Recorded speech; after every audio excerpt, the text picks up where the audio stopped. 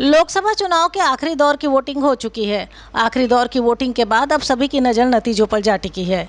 4 जून को दोपहर तक तय हो जाएगा कि जनता ने किसको वोट दिया। 4 जून को दोपहर तक तय हो जाएगा कि जनता ने किसका राज तिलक किया। लेकिन उससे पहले सभी की नज़र एग्जिट पोल पर टिकी है। एग्जिट पोल मतलब मतगणना के पहले चुनावी नतीजों का ऐलान एग्जिट पोल है। एग्जिट पोल के जरिए वोटर्स के रुझान की जानकारी मिलती है। आइए हम समझते हैं कि एग्जिट पोल के जरिए आखिर किस राज्य में किस दल को कितनी सीटें मिलने का अनुमान है। शुरुआत करते हैं दक्षिण के राज्यों से। सबसे पहले हम कर्नाटक की बात करेंगे।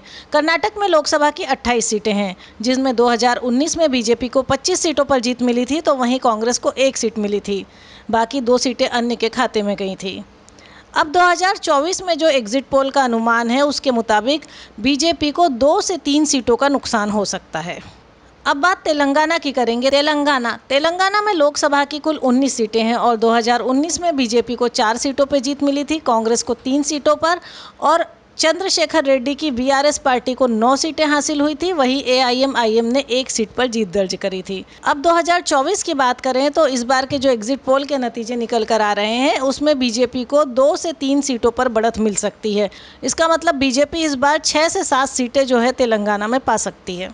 बात आंध्र प्रदेश की करेंगे। आंध्र प्रदेश में लोकसभा की कुल 25 सीटें हैं, जिसमें से 2019 के जो नतीजे थे उसमें एक तरफा जो है वाईएसआर पार्टी को 23 सीटें मिली थी और इसके साथ जो है टीडीपी को केवल 3 सीटें मिली थी और बाकी कांग्रेस और बीजेपी वहां खाता नहीं खोल पाई थी। और अगर अब 2024 की बात करें तो 2024 में जो अनुमान है कि बीजेपी को 4 से 5 सीटें मिल सकती हैं। मतलब अब जो है आंध्र प्रदेश में चूंकि बीजेपी ने टीडीपी के साथ जो है गठबंधन कर लिया है, इसलिए ये आकलन लगाया जा रहा है कि बीजेपी और अलायंस की सीटें बढ़कर 7 से 8 हो सकती हैं।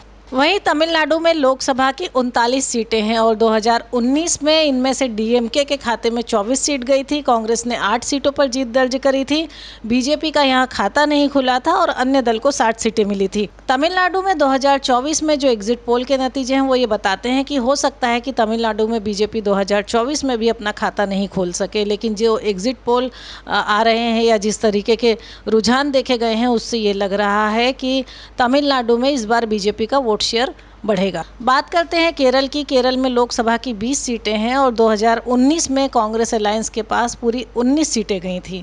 और अगर 2024 की बात करें तो 2024 में बीजेपी ने जो है चुनाव बहुत अच्छा लड़ा है। बीजेपी ने टक्कर दी है 2-3 सीटों पर, लेकिन इसके बाद भी केरल में जो है हो सकता है कि इस बार भी बीजेपी अपना खाता नहीं खोल पाए, लेकिन केरल जैसे राज्य में बीजेपी अपने वोट प्रतिशत को बढ़ा सकती है।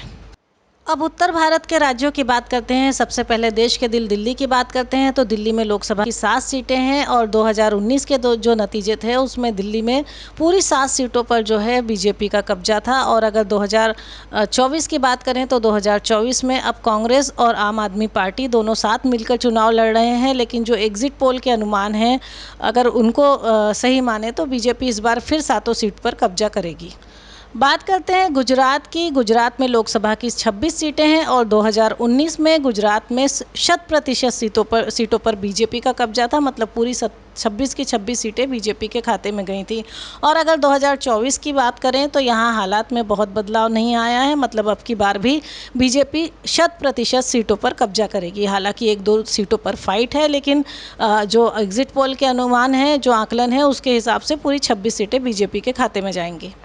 बात महाराष्ट्र की करेंगे। महाराष्ट्र में लोकसभा की 48 सीटें हैं और 2019 के नतीजों को देखें तो बीजेपी ने 25 सीटों पर कब्जा किया था, कांग्रेस का यहां पर खाता नहीं खोला था, शिवसेना को 18 सीटें मिली थी और वहीं एनसीपी ने 4 सीटों पर जीत दर्ज करी थी। और अगर अब 2024 की बात करें तो 2024 के जो हालात हैं वो 2019 से काफ़ी बदले हुए हैं। वहाँ की 2 बड़ी क्षेत्रीय दल जिसमें शिवसेना और एनसीपी की बात करें तो दोनों में एक बड़ी फूट हो चुकी है। उसके बाद 2024 के चुनाव पर उसका असर देखने को मिलेगा। और अगर मोटे तौर पे देखें तो बीजेपी अलायंस जो है 36 से 38 सीटों पर कब्जा कर सकता है। तो बीजेपी अलायंस पिछली बार से इसकी सीटों में बढ़ोतरी होगी। पिछली बार 25 सीटें बीजेपी के खाते में थी, लेकिन अब बीजेपी अलायंस जो है 36 से 38 सीटों पर 2024 में जीत दर्ज करा सकता है। बात राजस्थान की करें तो राजस्थान में लोकसभा की 25 सीटें हैं और 2019 में 24 सीटों पर बीजेपी ने जीत दर्ज करी थी, तो वहीं 1 सीट जो नागौर की थी उसमें हनुमंत बेनीवाल को जो है जीत हासिल हुई थी।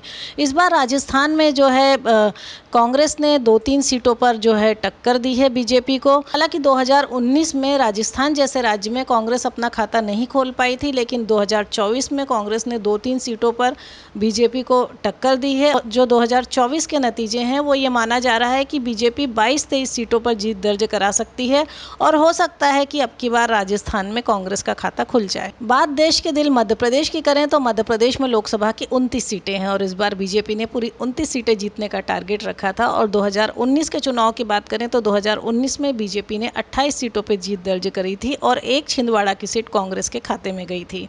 इस बार बीजेपी ने पूरी 29 सीटें जीतने का टारगेट रखा है, लेकिन जो 2024 के नतीजे हैं वो कुछ इस तरह से हो सकते हैं कि बीजेपी हो सकता है कि 27 सीटों पर जीत दर्ज कराए और कांग्रेस के खाते में एक आध सीट बढ़ सकती है, क्योंकि 3-4 ऐसी सीटें हैं जिस पर कांग्रेस ने बीजेपी को अच्छी फाइट दी है। बात करेंगे छत्तीसगढ़ की। छत्तीसगढ़ में लोकसभा की 11 सीटें हैं, जिसमें से 2019 में बीजेपी ने 9 सीटों पर जीत दर्ज करी थी और कांग्रेस को 2 सीट मिली थी। हालांकि 2024 के जो नतीजे हैं वो कुछ फेरबदल इसमें हो सकता है, क्योंकि 2024 में कांग्रेस ने 3-4 सीटों पर बीजेपी को टक्कर दी है। तो 2024 में बीजेपी जो है 7 से 9 सीटों पर जीत हासिल कर सकती है, वही कांग्रेस के खाते में एक आध सीट की बढ़ोतरी हो सकती है। बात उत्तराखंड की करेंगे तो उत्तराखंड में लोकसभा की 5 सीटें हैं और 2019 में बीजेपी ने पूरी 5 सीटों पर जीत दर्ज करी थी। और अगर 2024 की बात करें तो गुजरात की तरह उत्तराखंड में भी किसी तरह का कोई फेरबदल नहीं दिखाई दे रहा है, यहाँ भी बीजेपी 100% सीटों पर जीत दर्ज करेगी। अब देश के सबसे बड़े राज्य उत्तर प्रदेश की बात करें, जहां से लोकसभा की 80 सीटें आती हैं। 80 सीटों में से 2019 में बीजेपी अलायंस ने 64 सीटें 64 पर जीत दर्ज करी थी, 10 सीटें बीएसपी को मिली थी और जो है समाजवादी पार्टी के खाते में 5 सीटें गई थी। तो वहीं कांग्रेस इकलौती मतलब केवल की 1 सीट जीत पाई थी, वो भी सोनिया गांधी की रायबरेली की सीट थी। 2024 में उत्तर प्रदेश की चुनावी तस्वीर बदली हुई है। इंडिया गठबंधन में सपा और कांग्रेस दोनों साथ मिलकर चुनाव लड़ रही है। हालांकि बीएसपी ने किसी के साथ कोई अलायंस नहीं करा है, बीएसपी अकेले चुनाव लड़ रही है और ऐसे में बीएसपी ने अपनी सोशल इंजीनियरिंग भी करी है। लेकिन इसके बावजूद अगर 2024 के एग्जिट पोल पर नज़र डालें या इस बात का अनुमान लगाएं कि 2024 में बीजेपी के खाते में कितनी सीटें आएंगी और दूसरे दलों के खाते में कितनी सीट आएंगी, तो ये कहा जा सकता है कि बीजेपी की सीटों में बढ़ोतरी होगी। लगभग 70 तक ऐसी सीटें होंगी जो बीजेपी और उनके अलायंस जीतेंगे और बची हुई सीटों पर जो है इंडिया अलायंस के कैंडिडेट जीत सकते हैं। वहीं बीएसपी की इस बार बात करें तो बीएसपी एक बड़ी वोट काटवा पार्टी बन सकती है। हो सकता है कि बीएसपी आकाश आनंद जैसी किसी एक आध सीट पर अपनी जीत दर्ज करा सके। बात बिहार की करेंगे। बिहार में लोकसभा की 40 सीटें हैं और इन 40 सीटों में से 2019 में 39 सीटों पर बीजेपी अलायंस ने जीत दर्ज करी थी। और अब 2024 की बात करें तो 2024 की तस्वीर कुछ ऐसी है कि इंडिया अलायंस अब बीजेपी के खिलाफ चुनाव लड़ रहा है, बीजेपी अलायंस के खिलाफ चुनाव लड़ रहा है। और इसमें से जो एग्जिट पोल है या जो तस्वीरें अब तक निकल कर आ रही थी, उसमें से 32 सीटों पर बीजेपी अलायंस की जीत तय है और 8 सीटें ऐसी हैं जिस पे इंडिया अलायंस की तरफ से कड़ी टक्कर मिल रही है।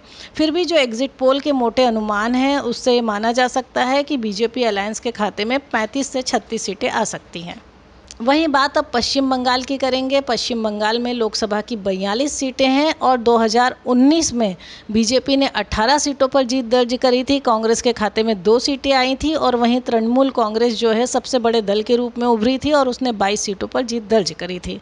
अब पश्चिम बंगाल में इस वक्त 2024 की जो चुनावी तस्वीर है उसमें इंडिया अलायंस तो एग्जिस्ट करता है, लेकिन इंडिया अलायंस में भी उनके घटक दलों में आपसी किसी तरह की सहमति नहीं है और जो 2024 के एग्जिट पोल या जो अनुमान है उनके अनुसार पश्चिम बंगाल में बीजेपी अपनी सीटों में बढ़ोतरी कर सकती है। बीजेपी जो है 21 से 24 सीटें पा सकती है और तृणमूल कांग्रेस जो है 17 से 18 सीटों पर जीत दर्ज कर सकती है और हो सकता है कि अब की बार पश्चिम बंगाल में कांग्रेस अपना खाता नहीं खोल पाए और जो 2024 के नतीजे हैं वो 2029 के नतीजों के कुछ उलट के तौर पे दिखाई दें, मतलब कि 20 से ज़्यादा सीटों पर बीजेपी की जीत दर्ज होगी और वहीं तृणमूल कांग्रेस जो है 17-18 सीटों पर आएगी। और कांग्रेस के बारे में जो अभी तक अनुमान लगाया जा रहा है कि हो सकता है कि कांग्रेस यहाँ खाता नहीं खोल सके।